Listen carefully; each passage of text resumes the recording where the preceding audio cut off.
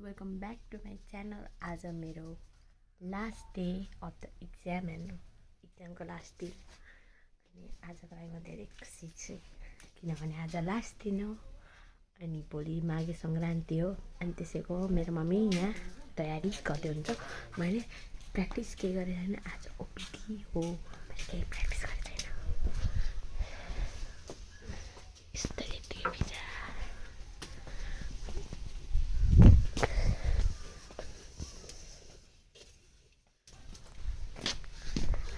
खाने हो। अनि म चाहिँ यसरी रेडी भएर टक्क म चाहिँ गाडीमा जान्छु। अहिले यहाँ गाडी आउँछ नि त स्कुलको, अनि त्यसमा जान्छु। अनि गाडीमा सर्र स्कुल जान्छु। अनि स्कुलबाट आउने बेलामा भाइसँग साइकलमा आउँछु। म तपाईँहरूलाई भरे लड्डु बनाउने बेलामा भेट्छु। खोइ म लड्डु बनाउने बेलामा आउन पाउँछ कि पाउँदैन त्यो चाहिँ मलाई मजाले थाहा छैन, तर पाएँ भने म भिडियो बनाएर हाल्छु। अनि अहिलेको लागि यति नै। सो गाइज म चाहिँ अहिले स्कुलबाट आइसकेँ। यहाँ मुखमा पुरै पसिना। अब आजदेखि छुट्टी। अनि हाम्रो स्कुल चाहिँ 7 गतेदेखि लाग्छ। जम्मा 6 दिन मात्रै छुट्टी भयो क्या। यहाँ पसिनाले म पुरै ल्यात्तै भएछु। अनि आज पनि ठिकठाकै एक्जाम गयो है मेरो। लड्डु बनाइसक्नु भएछ। लड्डु बनाएको हाल्नु पर्यो भनेको त लड्डु बनाइसक्नु भएछ, तर आमाको घरमा चाहिँ आज रोटी बनाउनुहुन्छ। अनि आज हामी त्यही खाने हो। अनि त्यतिखेर म तपाईँहरूलाई भिडियो बनाएर क्लिप हालिदिन्छु ल। सो गाइज अहिले होइन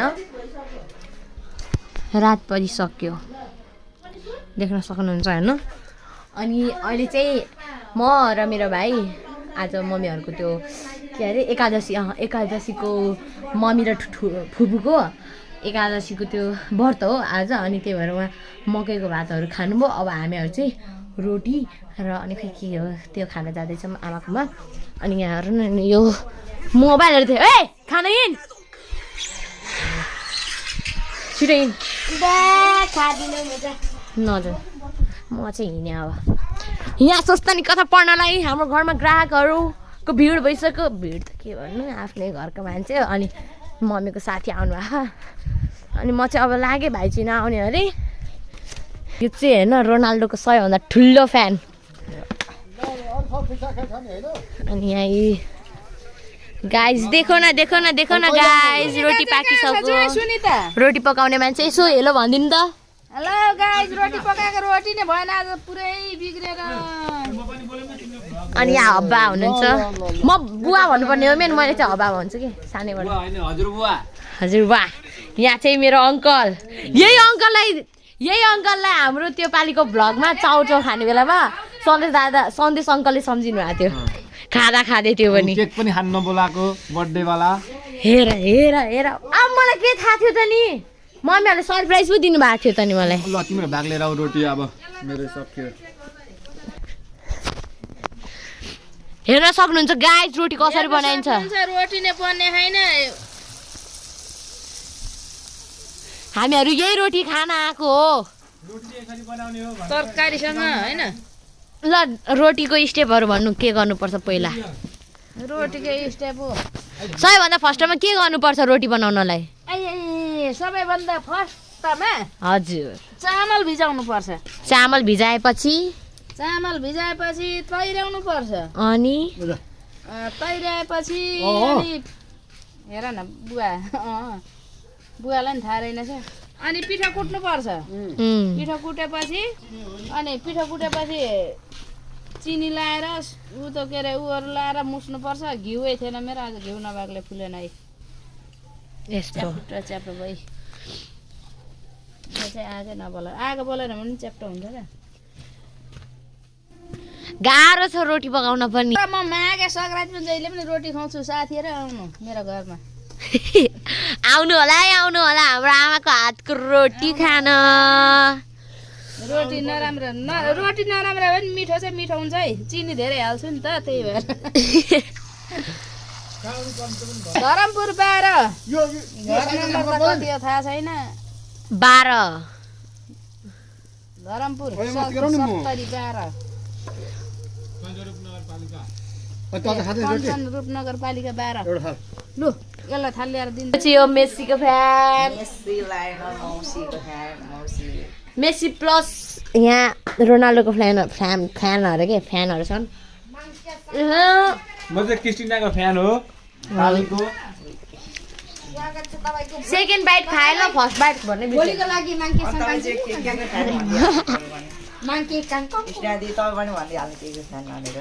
म भन्दिनँ म सानो है दादाको फ्यान सानो अङ्कलको यो कुन कट हो आलु यो कुन कट हो कमेन्ट गरिदिनु होला अरे क्या कट पनि देखाइदिउँ न ओहो ल कमेन्ट गरिदिनु होला मलाई चाहिँ थाहा छैन कट मलाई मुलेट कट मात्रै थाहा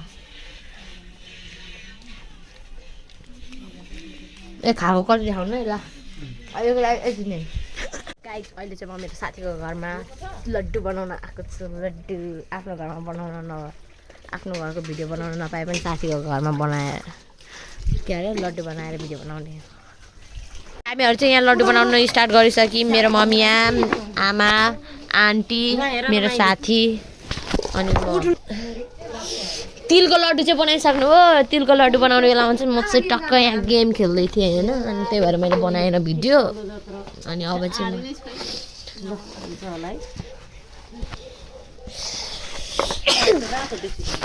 हेर्नु हाम्रो गाउँको महिलाहरू फास्टर काममा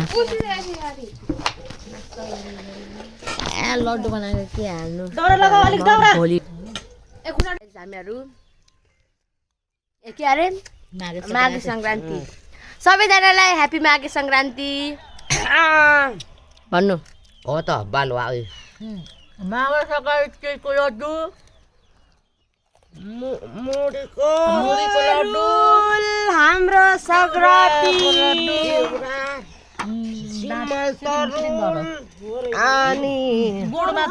अनि यो इस्कुसको जरा यो घर तरुल यो सुठुनी औ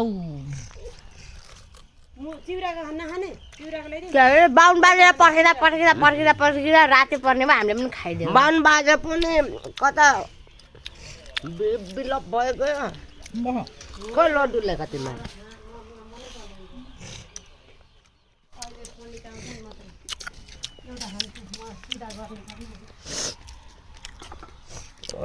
बलुवा होला टोक्न नह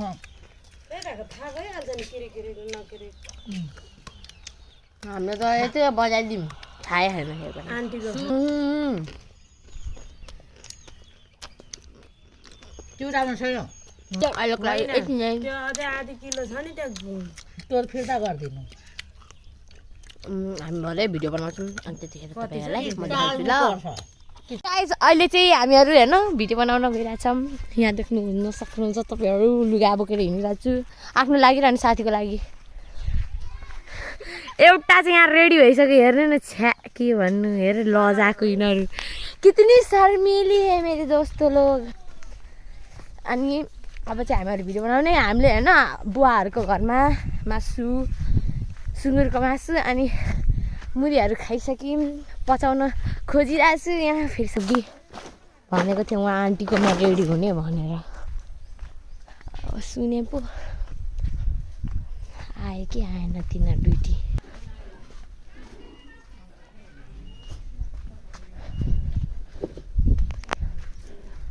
कहाँ मऱ्यो हौ यिनीहरू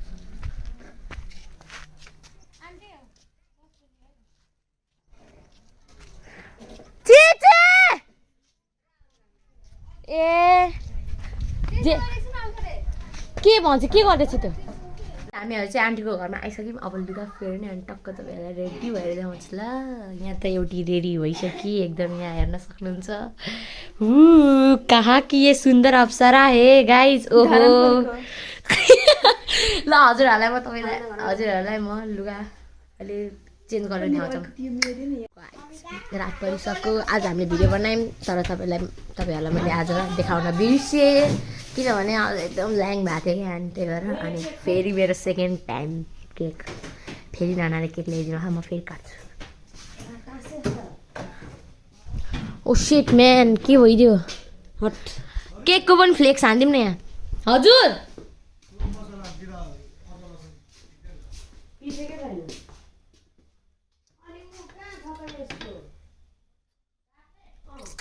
केक म 3 टाइम काट्छु वाउ योपालि त मेरो मजै मज छ आजदेखि स्कुल छुट्यो त्यही भएर मेरो मज छ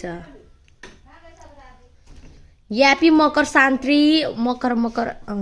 सङ्क्रान्ति माघे सङ्क्रान्ति ए भन्नै आउँदैन 3 भन्छ कि ती भन्छ सो गाइज होइन अब केकको मैले फ्लेक्स गराइसकेँ अब म चाहिँ खान्छु होइन अनि आजको लागि यति नै मैले धेरै भिडियो बनाइसकेँ अब हिजोको र आजको अलिक काटी बनाएर हाल्नुपर्छ अनि बाई बाई